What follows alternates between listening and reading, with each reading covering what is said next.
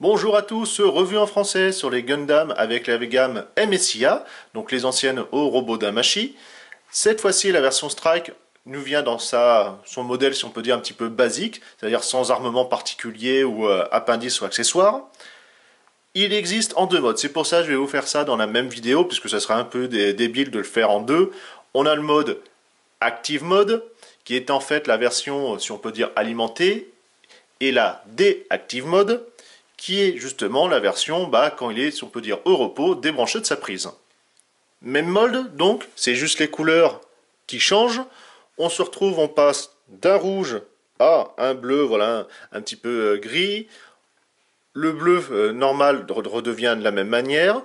Pareil, voilà, c'est vraiment un petit peu, si on peut faire l'analogie d'une certaine manière, avec Optimus Prime, quand il passe en version noir et blanc, quand il est mort.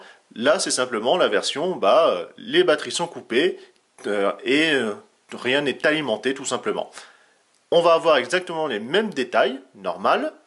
Alors celui-ci, forcément, fait un peu la gueule, plastique souple, hein, donc avec les années mal entreposées, ça se voit. On va prendre celui-ci, puisqu'il est un petit peu plus coloré. On va avoir les épaules ici dans les mouvements. Ici, le coude, ça change pas, hein, le principe est toujours le même, quels que soient les Gundam. Donc là, c'est quand même assez limité, par contre. Ces pans-là, on va y revenir ensuite. Ici, voilà, le genou, la cheville. On a cette partie-là qui permet comme ça de donner un petit débattement. Au niveau de la ceinture, on a ce petit gimmick. On va ouvrir la trappe. Donc là, attention, c'est du plastique souple. Vous pouvez voir ici la petite jointure. À force, ça cassera. On va sortir. Et ici, à l'intérieur, vous avez ceci. Alors, qu'est-ce que c'est? Alors, justement, c'est simplement son petit couteau de survie. On déploie le canif. Et ainsi, vous avez la lame. On retrouve ainsi de ce côté-là, mais également de l'autre. On continue, le bouclier habituel, c'est toujours le même, c'est juste les couleurs qui changent à chaque fois. Comme je vous avais montré pour le duel, la rainure ici, là, l'attache, qui est double, vous la positionnez comme vous souhaitez. On peut toujours le mettre sur le bras au même endroit. Hop, où est-ce qu'il est notre petite attache? Elle est là.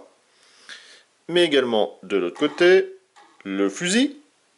Alors, vous voyez ici, vous avez cette partie-là qui est sur un axe. Pourquoi? Bon, déjà, ça va vous permettre comme ça de le tenir quand il est en mode attaque. On peut ainsi voir que c'est quand même assez correct. Hein, voilà, on peut faire une pose de genou quasiment, voilà, presque parfaite. Hein, c'est quand même pas mal.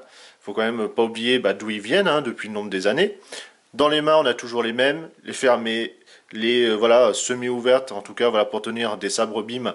Mais voilà, ils n'en ont pas, eux en tout cas, et la version avec l'index pour les armes. Cette petite revue est finie et on passera bientôt à la prochaine. Salut, salut!